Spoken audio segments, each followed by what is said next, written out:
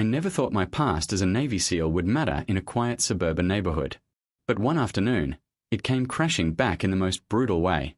3 fake cops in tactical vests stormed onto my property, pretending to enforce HOA law. And one of them made the biggest mistake of his life. He slapped my wife, Sarah. By the end of that day, their faces looked nothing like when they arrived. Before we dive in, comment which country you're watching from. Let's see how far this story travels. The whole thing started earlier that morning when Sarah went outside to water the garden. She noticed a strange black SUV circling our block 3 times before stopping across the street. 3 men stepped out wearing dark tactical vests with shiny police patches sewn on. At first glance, they looked official, but Sarah immediately noticed something off. Their belts were cheap nylon with plastic holsters, and none of them carried radios. Real officers don't show up without communication gear. One of them, the tallest, walked straight toward our yard. HOA compliance inspection, he barked, flashing a badge so fake it looked like it came from a toy store. Sarah asked calmly, "Since when does the HOA hire police officers?" That's when the second guy smirked and said, "We are not hired, lady. We are the law here." Sarah told them to leave immediately, reminding them that trespassing on private property without cause is a crime. Instead, the third one stepped closer, his hand resting on the fake baton at his side. When Sarah pulled out her phone to record them, he slapped it out of her hand. And then, in a moment that made my blood boil, he slapped Sarah across the face. That's when I came outside. I had been in the garage organizing my old gear when I heard Sarah yell. I saw her clutching her cheek while these clowns puffed their chests like they owned the place.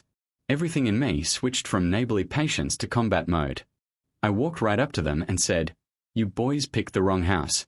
You've got about 5 seconds to explain who sent you." The tallest one smirked.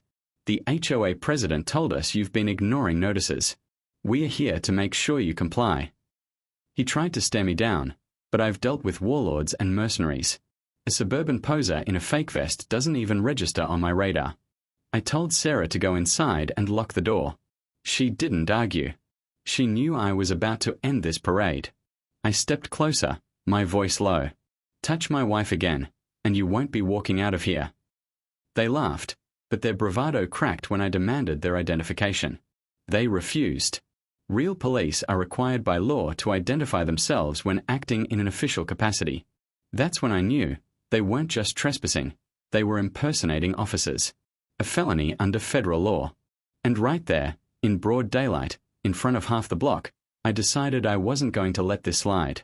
The moment I realized these guys were fakes, the gloves came off. I didn't raise my fists yet, but I shifted my stance, feet planted, shoulders squared, eyes locked. It was the same posture I used during deployments when things were about to turn violent. The 3 clowns must have sensed it because their laughter faltered. The tall one jabbed a finger at me. "You think you can ignore HOA rules? You've been warned about your truck, your fence, and your so-called military dogs. We are here to enforce compliance." I felt a dark chuckle rise in my chest. "First of all," I said, my voice calm but razor sharp, "I park legally. My fence is within city code. And those dogs are service animals, protected under the ADA." Then I stepped closer, forcing him back a step. "Second, you're trespassing and impersonating officers. That's 10 years in prison, if you're lucky." The shorter one tried to save face. "You can't threaten us. We'll cuff you right here." He fumbled with the Velcro strap of his fake duty belt, pulling out a pair of toy-grade cuffs that wouldn't hold a teenager. That was it. The last ounce of patience in me evaporated.